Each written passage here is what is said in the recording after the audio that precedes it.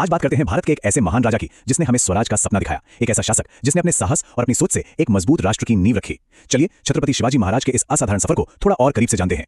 ये सिर्फ शब्द नहीं थे, ये एक आग थी, ये वो विश्वास था जिसने भारत के सबसे महान नायकों में से एक को गढ़ा। असल में ये सिर्फ एक नारा नहीं, बल्कि वो धुरी थी जिसके इर्द गिर्द उनकी पूरी जिंदगी, उनका पूरा अविश्वसनीय सफर घुमा। आइए देखते हैं कैसा था ये सफर।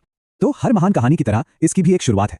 चलिए कहानी के उस हिस्से में चलते हैं जहां शिवाजी महाराज के एक महान शासक बनने की नींव रखी जा रही थी। तो चलिए शुरू से शुरू करते हैं। पूरा नाम था शिवाजी भोसले। जन्म हुआ 19 फरवरी 1630 को शिवनेरी के किले में। उनके पिता थे शाहजी भोसले और मां जीजाबाई, और 3 अप्रैल 1680 को रायगढ़ किले में उन्होंने अपनी आखिरी सांस ली। लेकिन जैसा हम जानते हैं, यहीं से उनकी कहानी असल में अमर हो गई। कहते हैं ना कि एक इंसान की परवरिश ही उसका भविष्य तय करती है, और शिवाजी महाराज के मामले में ये बात बिल्कुल सच थी। उनकी मां जीजाबाई सिर्फ एक मां नहीं, उनकी पहली गुरु थी। उन्हीं ने शिवाजी के मन में धर्म, न्याय और सबसे बढ़कर स्वराज का बीज बोया। सोचिए, बचपन से ही वो रामायण और महाभारत की कहानियां सुन रहे थे और एक ऐसे राजा बनने की तैयारी कर रहे थे जो सिर्फ लड़ना नहीं बल्कि राज करना भी जानता हो। तो अब वो समय आ गया था जब इन विचारों को, इन आदर्शों को जमीन पर उतारना था, और यहीं से शुरू होता है स्वराज की पहली जीतों का वो रोमांचक सफर। जरा सोच कर देखिए, महज 15 साल की उम्र 1645 में, जब ज्यादातर लड़के बस खेलकूद में लगे होते हैं, उन्होंने स्वराज की शपथ ली। और ये सिर्फ कोई कसम नहीं थी। ठीक 2 साल बाद 1647 में उन्होंने अपना पहला किला जीता, तोरणा। ये सिर्फ एक किले पर कब्जा नहीं था, ये मराठा साम्राज्य की नींव का पहला पत्थर था। और इसके बाद तो जैसे सिलसिला शुरू हो गया, राजगढ़, सिंहगढ़, पुरंदर एक के बाद एक किले स्वराज का हिस्सा बनते गए। देखिए, शिवाजी की जीत सिर्फ तलवार के दम पर नहीं थी। असल में उनकी सबसे बड़ी ताकत थी उनका दिमाग, उनकी कमाल की रणनीति, उनकी चतुराई और वो हिम्मत जिसके बल पर उन्होंने अपने से कई गुना बड़े दुश्मनों को धूल चटा दी। और इसी सफर में उनका सामना हुआ एक बहुत बड़े खतरे से। नाम था अफजल खान। बीजापुर के सुल्तान ने उसे सिर्फ एक काम देकर भेजा था, किसी भी तरह, चाहे धोखे से या जोर से, शिवाजी को खत्म कर दो।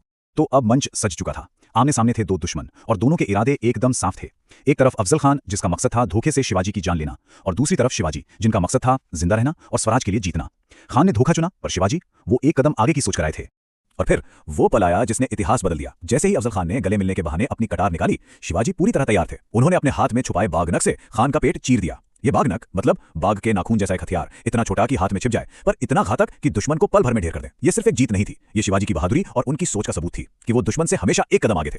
अफजल खान के अंत के बाद शिवाजी का नाम पूरे हिंदुस्तान में गूंजने लगा, और अब उनकी टक्कर थी मुगल सल्तनत से, यानी सीधे सीधे औरंगजेब से। जाहिर है टकराव बढ़ा, और 1665 में पुरंदर की संधि हुई। इस संधि की शर्तों के मुताबिक शिवाजी को औरंगजेब से मिलने आगरा जाना पड़ा।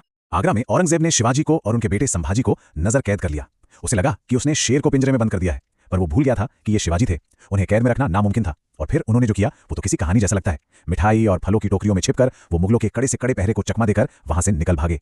ये एक ऐसा कारनामा था जिसने औरंगजेब तक को हैरान कर दिया। तो आगरा से निकलने के बाद अब शिवाजी सिर्फ एक योद्धा नहीं रहे।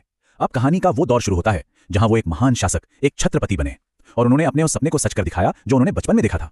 6 जून 1674, ये तारीख इतिहास में हमेशा